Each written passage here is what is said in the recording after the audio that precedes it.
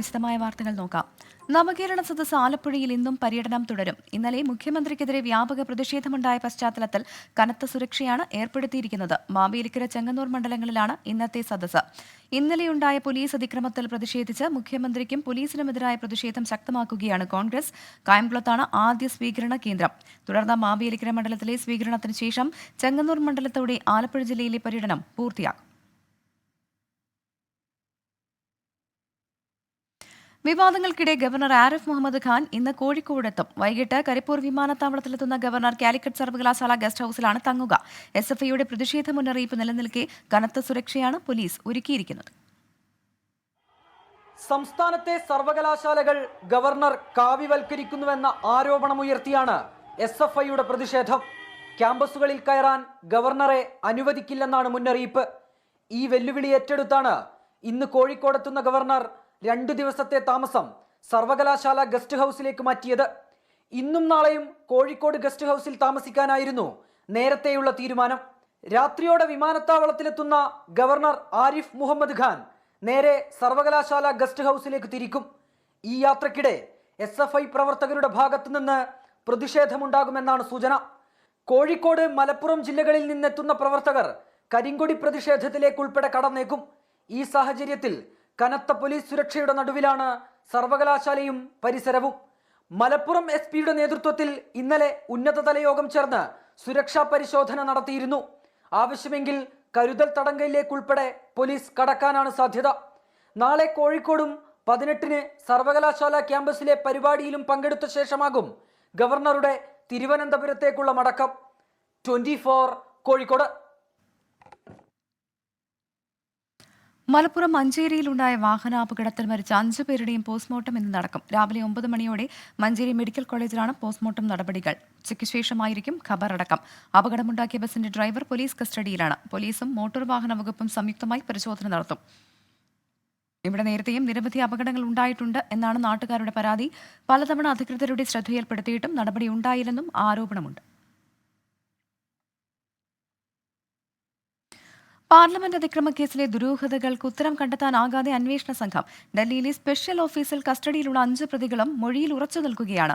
സമൂഹമാധ്യമങ്ങളിലൂടെ ഒന്നിച്ചെന്നും സർക്കാരിനെതിരായ പ്രതിഷേധം മാത്രമായിരുന്നു ലക്ഷ്യം എന്നുമായിരുന്നു ഇവർ പറയുന്നത്. ചോദ്യം ചെയ്യൽ ഇന്നും തുടരും. പ്രതികൾക്ക് ഭീകരവാദ ബന്ധമുണ്ടോ എന്നതിലടക്കം വ്യക്തത വരുത്താൻ അന്വേഷണ സംഘത്തിന് ഇതുവരെ കഴിഞ്ഞിട്ടില്ല. വയനാട് വാകേരി കൂടല്ലൂരിൽ ക്ഷീരകർഷകനെ കൊലപ്പെടുത്തിയ കടുവയെ പിടികൂടാനുള്ള ദൌത്യം ഒരാഴ്ചയിലേക്ക്. കഴിഞ്ഞ ശനിയാഴ്ചയാണ് പ്രജീഷിനെ കടുവ കൊലപ്പെടുത്തിയത്. ഇടതൂർന്ന പൊന്തക്കാടുകളും കാപ്പിത്തോട്ടങ്ങളുമാണ് തിരച്ചിലിന് പ്രതിസന്ധി സൃഷ്ടിക്കുന്നത്. കുങ്കിയാനകളെ ഉപയോഗിച്ചും തിരച്ചിൽ നടത്തുന്നുണ്ട്. Northern CCF KS Deepa, DFO Shajna Kareem, doctor Arun Zachariah തുടങ്ങിയവരുടെ നേതൃത്വത്തിലാണ് തിരച്ചിൽ നടത്തുന്നത്. 3 RRT സംഘങ്ങളും തിരച്ചിലിൽ പങ്കെടുക്കുന്നുണ്ട്. ഇടുക്കി വണ്ടിപ്പെരിയാറിൽ 6 വയസ്സുകാരിയെ ബലാത്സംഗം ചെയ്ത് കൊലപ്പെടുത്തിയ കേസിലെ പ്രതിയെ വെറുതെ വിട്ടതിനെതിരെ പ്രോസിക്യൂഷൻ അടുത്തയാഴ്ച ആദ്യം അപ്പീൽ നൽകും.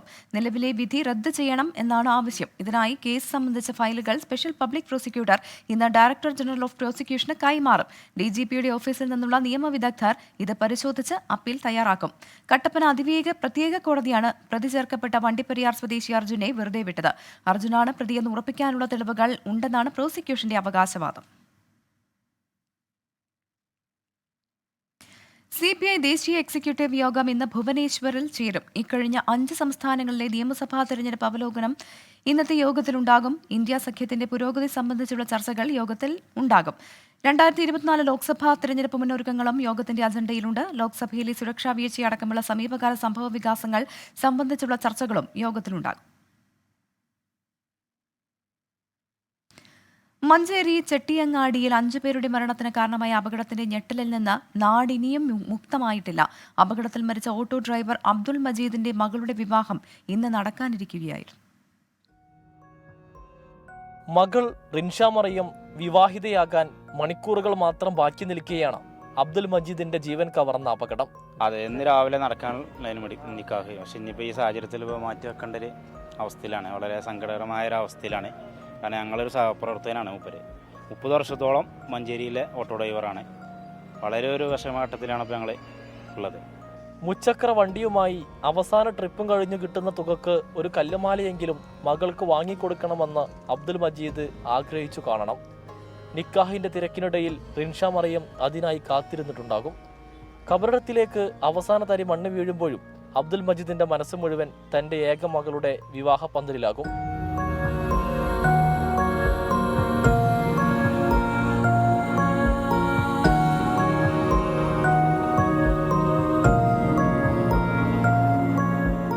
ഓട്ടോറിക്ഷയിലുണ്ടായിരുന്ന 7 വയസ്സുകാരി മോളിക്കും 3 വയസ്സുകാരി റൈഹക്കും അവരുടെ ഉമ്മ തസ്നീമാക്കും സഹോദരി മൂസിനക്കും വീട്ടിലെത്തിക്കുമെന്ന് അബ്ദുൽ മജീദ് വാക്കു നൽകിയിരുന്നു. എന്നാൽ പാതി വഴിയിൽ ജീവന്റെ പാതിയായ മക്കളുമൊത്ത് നാഥനിലേക്ക് മടങ്ങാനായിരുന്നു അവരുടെ വിധി. സമീർ ബിൻ കരീം, 24, മലപ്പുറം. സംസ്ഥാനത്ത് ഇന്നും നാളെയും ശക്തമായ മഴയ്ക്ക് സാധ്യതയെന്ന് കേന്ദ്ര കാലാവസ്ഥാ വകുപ്പിന്റെ മുന്നറിയിപ്പ്. ഇന്ന് തെക്കൻ കേരളത്തിലും മധ്യ കേരളത്തിലും ശക്തമായ മഴയ്ക്ക് സാധ്യതയുണ്ട്. തിരുവനന്തപുരം, കൊല്ലം, പത്തനംതിട്ട, ആലപ്പുഴ, കോട്ടയം, എറണാകുളം, ഇടുക്കി ജില്ലകളിൽ യെല്ലോ അലർട്ട് പ്രഖ്യാപിച്ചിട്ടുണ്ട്. മഴയ്ക്കൊപ്പം ഇടിമിന്നലിനും കാറ്റിനും സാധ്യതയുണ്ട്. നാളെ പത്തനംതിട്ടയിലും ഇടുക്കിയിലും ഓറഞ്ച് അലർട്ട് ഉൾപ്പെടെ 9 ജില്ലകളിൽ മഴ മുന്നറിയിപ്പ് നൽകിയിട്ടുണ്ട്.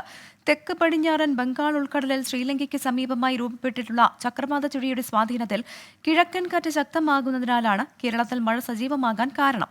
കേരള, ലക്ഷദ്വീപ് തീരങ്ങളിൽ മത്സ്യബന്ധനം വിലക്കി. കർണാടക തീരത്ത് മത്സ്യബന്ധനത്തിന് തടസ്സമില്ല.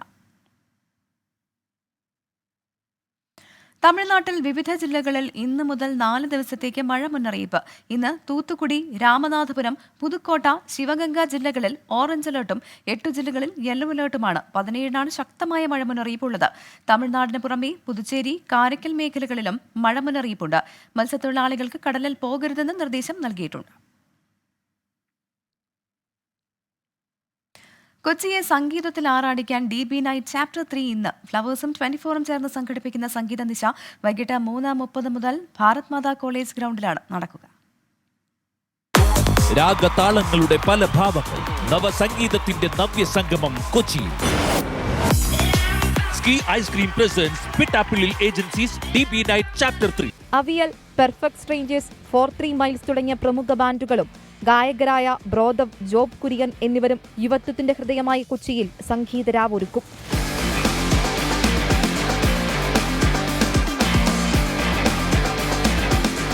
ഇന്ന് ഭയങ്കര വലിയൊരു ഇവൻ്റ് ആയിരിക്കും ഇവിടെ നടക്കാൻ പോവുക. നമ്മൾ കാലിക്കട്ട്, ട്രിവാൻഡ്രം ഒക്കെ ചെയ്തപ്പോഴും നമുക്കൊരു പ്രതീക്ഷ ഉണ്ടായിരുന്നു ഇത് ഹിറ്റാവും എന്നുള്ളത്. കാലിക്കട്ട് ചെയ്തപ്പോൾ ഭയങ്കര ഒരു റെസ്പോൺസാണ് ജനങ്ങളുടെ നിന്നുണ്ടായത്, ട്രിവാൻഡ്രത്ത് തന്നെ.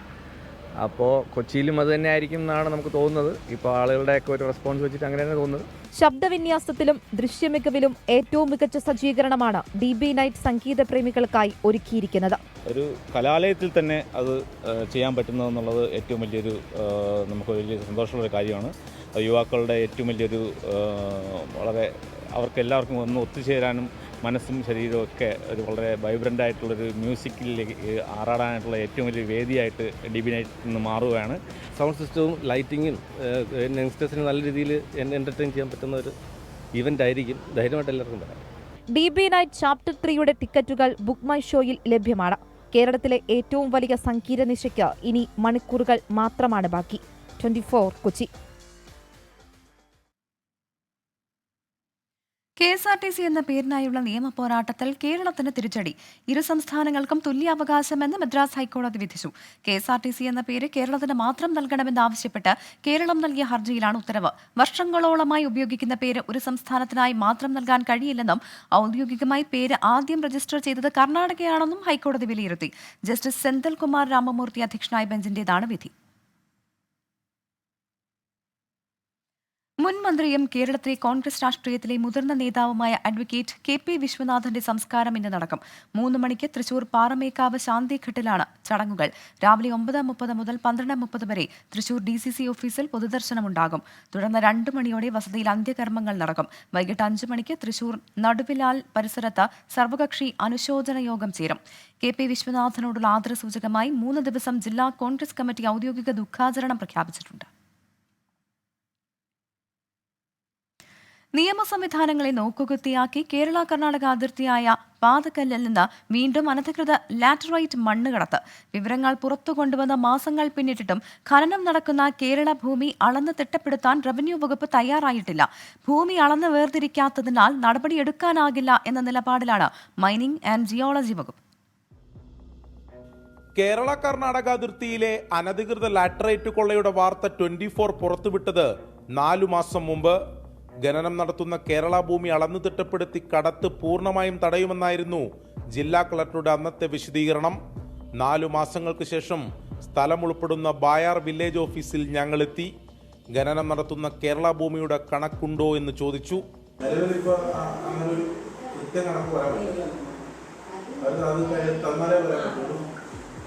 ഒരു ഏകദേശ കണക്കും പറയാൻ പറ്റില്ല. എത്ര കേരളത്തിൻ്റെതായ അത് അളന്നാലേ പറ്റുള്ളൂ.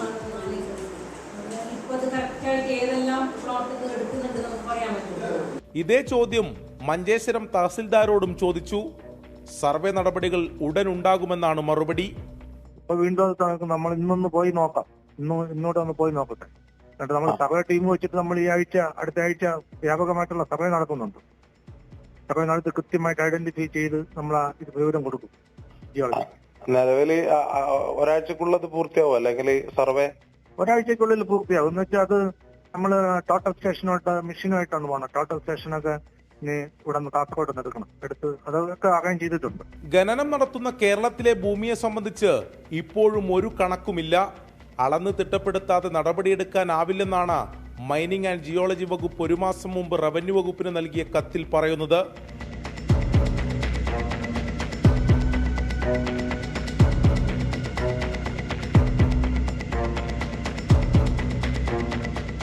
മൂന്ന് മാസത്തെ താൽക്കാലിക ഇടവേളയ്ക്ക് ശേഷം മണ്ണ് അതിർത്തി കടന്നു തുടങ്ങി. കണ്ണട ചിരുട്ടാക്കുന്ന കേരളത്തിലെ നിയമ സംവിധാനങ്ങൾക്ക് മുന്നിലൂടെ. 24 കാസർഗോഡ്. കാസർഗോഡ് ചട്ടംചാലിലെ ടാറ്റ കോവിഡ് ആശുപത്രി പൊളിച്ചു മാറ്റി ക്രിട്ടിക്കൽ കെയർ ആശുപത്രി നിർമ്മിക്കാൻ സർക്കാർ. 50 കിടക്കകളുള്ള ആശുപത്രിയാണ് ആദ്യഘട്ടത്തിൽ നിർമ്മിക്കുക.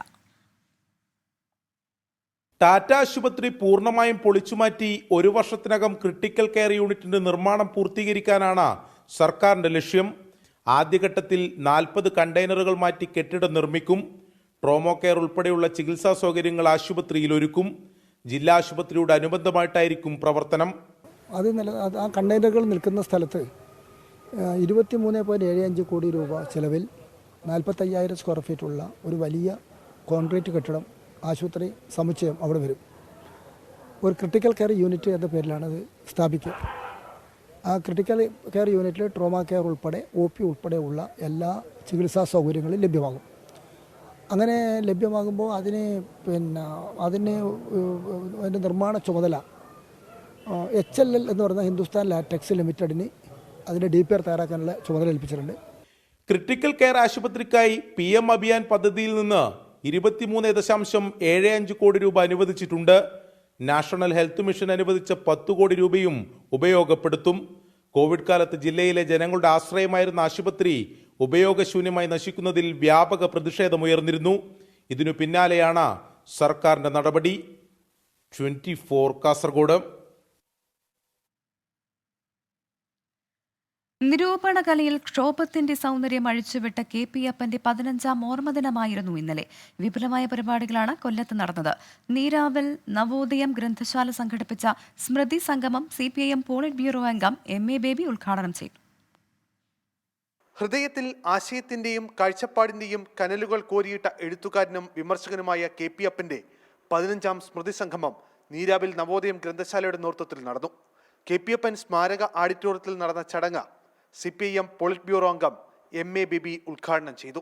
യാഥാസ്ഥിതിക അക്കാദമിക് വിമർശനങ്ങൾക്കെതിരെ KP അപ്പൻ നടത്തിയ സൗമ്യവും ദീപ്തവുമായ അക്രമങ്ങൾ അദ്ദേഹത്തിന്റെ രചനയിൽ കാണാമെന്ന് MA ബേബി പറഞ്ഞു. മലയാള നിരൂപണ സാഹിത്യത്തിൽ അപ്പൻ സാർ എന്താണോ ഒരു ഘടാത്ത ജ്വാല ആണ് അപ്പൻ സാർ എന്നാണ് ഞാൻ വിചാരിക്കുന്നത്. തൻ്റെ നിരൂപണത്തിൽ താൻ ഉപയോഗിക്കുന്ന വാക്കുകളെ ഓരോന്നിനെയും സ്വന്തം കുഞ്ഞിനെ പോലെ ഓമനിച്ചുകൊണ്ടാണ് അദ്ദേഹം കടലാസിലേക്ക് പകർത്തി വെച്ചത്. മനുഷ്യരെയും സഹജീവികളെയും ഒരുപോലെ ചേർത്ത് പിടിച്ച KP അപ്പനെ പോലെയുള്ള വ്യക്തിത്വങ്ങൾ കുറഞ്ഞു വരുന്ന കാലഘട്ടമാണെന്ന കഥാകാരൻ BR സുധീഷ്. എല്ലാ വിഷയങ്ങളും അറിഞ്ഞിട്ടും അതിന് ഭാവിക്കാതെ എല്ലാ മനുഷ്യരുമായിട്ടും ഒരുപോലെ ഇടപഴകാൻ സാധിക്കുന്ന, പതിതരോട് കൃപയുള്ള, സഹജീവികളോട് കാരുണ്യമുള്ള മനുഷ്യരൊക്കെ കുറഞ്ഞു വരികയാണ്. എഴുത്തുകാരിൽ പ്രത്യേകിച്ചും അങ്ങനെ വേറിട്ട ഒരു വ്യക്തിത്വം എന്നുള്ള നിലയിൽ എന്നും നമ്മുടെ മനസ്സിൽ ജീവിക്കുന്ന ആ മഹാന്റെ KP അപ്പൻ കൃതികളുടെ സമ്പൂർണ്ണ ശേഖരണത്തിന്റെ പ്രകാശനം കഥാകാരൻ BR സുധീഷ് നൽകി MA ബേബി നിർവഹിച്ചു. സമ്പൂർണ്ണ കൃതികളുടെ editor doctor PK Rajasekharan, doctor S Srinivasan, professor K Jayarajan, professor Laila Purushothaman തുടങ്ങിയവർ ചടങ്ങിൽ സംസാരിച്ചു. ജീവചരിത്രകാരൻ പ്രൊഫസർ പ്രസന്നരാജൻ, സാഹിത്യ ഗവേഷക സിസ്റ്റർ ഡോക്ടർ ബോൻസി CJ തുടങ്ങിയവരെ ചടങ്ങിൽ ആദരിച്ചു. നവോദയ സെക്രട്ടറി S നാസർ സ്വാഗതം പറഞ്ഞു. 24 കൊല്ലം. ഭീകരരെന്ന് തെറ്റിദ്ധരിച്ച് 3 ബന്ദികളെ വധിച്ചുവെന്ന വെളിപ്പെടുത്തലുമായി ഇസ്രായേൽ സൈന്യം. ഷജയ്യയിൽ നടന്ന ഏറ്റുമുട്ടലിനിടെയാണ് സംഭവമെന്നും സൈന്യത്തിന്റെ പ്രസ്താവനയിൽ പറയുന്നു. ദുരന്തത്തിൽ പശ്ചാത്താപമുണ്ടെന്ന് സേന വ്യക്തമാക്കി. കൊല്ലപ്പെട്ടവരെ തിരിച്ചറിഞ്ഞിട്ടുണ്ട്. യോട്ടം ഹീം, എലോൺ ഷംറിസ്, സമർ എൽ തലാൽഖുമാണ് മരിച്ചത്. ഒക്ടോബർ 30 ശേഷം ആദ്യമായി ജെറുസലേമിന് നേരെ റോക്കറ്റ് ആക്രമണമുണ്ടായി. അയൺ ഡോം പ്രതിരോധ സംവിധാനത്തിലൂടെ ആക്രമണത്തെ തടഞ്ഞതായി സൈന്യം അറിയിച്ചിട്ടുണ്ട്. വൈറ്റ് ഹൌസ് സുരക്ഷാ ഉപദേഷ്ടാവ് Jake Sullivan Palestine president Mahmoud അബ്ബാസുമായി കൂടിക്കാഴ്ച നടത്തി. ഗസ പലസ്തീന്റെ അവിഭാജ്യ ഘടകമാണെന്ന് മുഹമ്മദ് അബ്ബാസ് വ്യക്തമാക്കി. ഗസയിൽ ഇസ്രായേൽ ആക്രമണം രൂക്ഷമായി തുടരുകയാണ്. കരീം ഷാലോം അതിർത്തി വഴി ഗസയിൽ കൂടുതൽ സഹായം എത്തിക്കുമെന്നും ഇസ്രായേൽ വ്യക്തമാക്കിയിട്ടുണ്ട്. ആക്രമണങ്ങളിൽ മരണസംഖ്യ 18,700. ഇംഗ്ലണ്ടിനെതിരായ ടെസ്റ്റ് മത്സരത്തിൽ വിജയം പിടിക്കാൻ ഇന്ത്യൻ വനിതകൾ. 2 ദിവസം ശേഷിക്കെ 478 റൺസിന്റെ കൂറ്റൻ ലീഡുണ്ട് ഇന്ത്യക്ക്. 4ാം ദിനമായി ഇന്ന് ലീഡ് 500 റൺസിന് മുകളിലേക്ക് ഉയർത്തി. ഇംഗ്ലണ്ടിനെ ബാറ്റിംഗിന് അയക്കാനാണ് ഹർമൻപ്രീത് കൗറിന്റെ പദ്ധതി. 44 റൺസുമായി ക്യാപ്റ്റൻ ഹർമൻപ്രീത് കൗറും 17 റൺസുമായി പൂജയുമാണ് ക്രീസിലുള്ളത്. ഇന്നലെ 1ാം ഇന്നിംഗ്സിൽ ഇംഗ്ലണ്ടിനെ 136 റൺസിന് എറിഞ്ഞിടാൻ ഇന്ത്യൻ ബൌളേഴ്സിന് കഴിഞ്ഞിരുന്നു.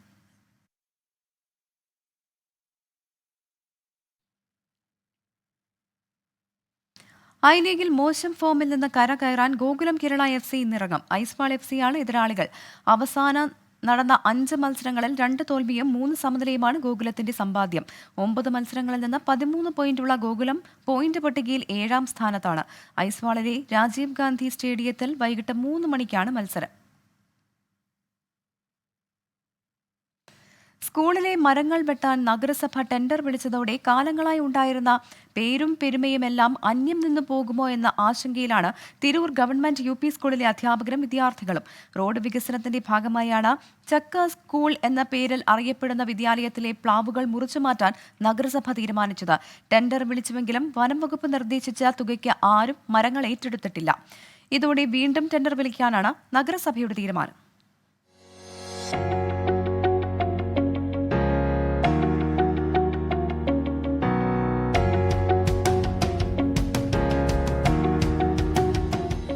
മുറിക്കുന്നൊരു വിഷമമുണ്ട്. ഇനി ചക്ക സ്കൂളിൽ നിന്നുള്ള പേരും പോവും. ഇവിടെ ചക്കകൾ തന്നെ ഉണ്ടാവില്ലല്ലോ. നല്ല തണലായിരുന്നു.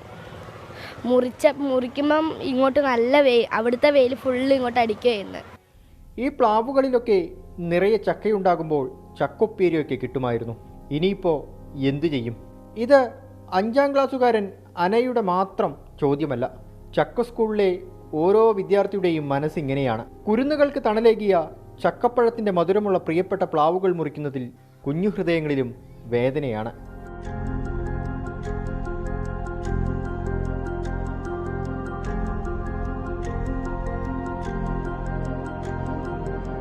ചെറുപ്പം മുതൽ കാണുന്ന പ്ലാവുകളും കേൾക്കുന്ന പേരും പെട്ടെന്നങ്ങില്ലാതാകുമോ എന്ന ആശങ്കയിലാണ് രക്ഷിതാക്കളും. മരങ്ങൾ വെട്ടിയാലും സ്കൂളിൽ പുതിയ മരങ്ങൾ വെച്ചുപിടിപ്പിക്കാനാണ് അധ്യാപകരുടെ തീരുമാനം.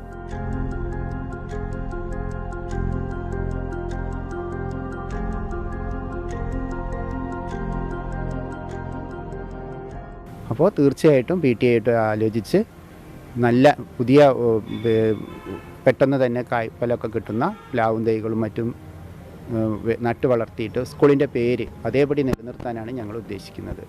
റോഡ് വികസനത്തിൻ്റെ ഭാഗമായി സ്കൂളിൻ്റെ മുൻവശത്ത് നിൽക്കുന്ന മരങ്ങൾക്ക് 5 ലക്ഷം രൂപയാണ് വനം വകുപ്പിട്ട വില. ഈ തുകയ്ക്ക് ലേലമുറപ്പിക്കാൻ ആര് തയ്യാറാകുന്നുവോ അതുവരെ മാത്രമാണ് ഈ മരങ്ങളുടെ ആയുസ്. കേരളത്തിൻ്റെ ഔദ്യോഗിക ഫലത്തിൻ്റെ മാധുര്യം ഇനിയും ഈ കുരുന്നുകൾക്ക് നുകരാനാവണം. അതിനായി വികസന പദ്ധതികൾക്കൊപ്പം ഈ സ്കൂളിലെ പ്ലാവുകൾ കൂടി സംരക്ഷിക്കപ്പെടണം. ചക്ക സ്കൂളിൽ നിന്നും മുനീഫ് തിരൂരിനൊപ്പം അരുൺ പാറക്കൽ, 24. ഇലക്ട്രിക് ഓട്ടോറിക്ഷകളുടെ നിർമ്മാണത്തിൽ പങ്കാളികളാവുകയാണ് കോഴിക്കോട് ഗവൺമെന്റ് പോളിടെക്നിക് കോളേജിലെ വിദ്യാർത്ഥികൾ. കോഴിക്കോട് കോർപ്പറേഷന്റെ മാലിന്യ ശേഖരണത്തിന് കൈമാറാനാണ് ഓട്ടോറിക്ഷകൾ നിർമ്മിക്കുന്നത്. ഉന്നത വിദ്യാഭ്യാസ വകുപ്പിന്റെ ഇൻഡസ്ട്രി ഓൺ ക്യാമ്പസ് പദ്ധതിയുടെ ഭാഗമായുള്ള പദ്ധതി വലിയ പ്രതീക്ഷകളാണ് വിദ്യാർത്ഥികൾക്ക് നൽകുന്നത്. 75 ഓട്ടോകൾ, 40 വിദ്യാർത്ഥികൾ, മുന്നിലുള്ളത് നിശ്ചിത ദിവസങ്ങൾ. ഇവിടെ പോളിടെക്നിക്കുകാർ പണിപ്പുരയിലാണ്.